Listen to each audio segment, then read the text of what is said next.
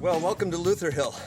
I'm here with the Synod staff and the council and the deans, the leadership team of the Synod, and doing some planning. And it's good to be with you today. I'm excited to be back from sabbatical. Thank you for a fantastic sabbatical.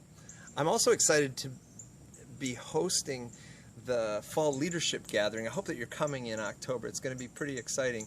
I'm excited that Bishop Jim Hazelwood is coming, and we're going to talk about ministry to the nuns.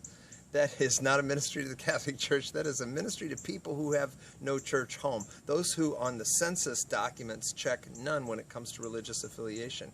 How does a church have a good conversation? We're actually going to have Bishop Hazelwood interview some of the nuns, and it's going to be part of an ongoing conversation. It's going to be really good. Now listen, these leadership events have never paid for themselves. They always cost more than what we charge, so we've upped the cost a little bit, and I'm sorry for that, but I think that it's going to be worth your while, and I hope that you're planning on coming.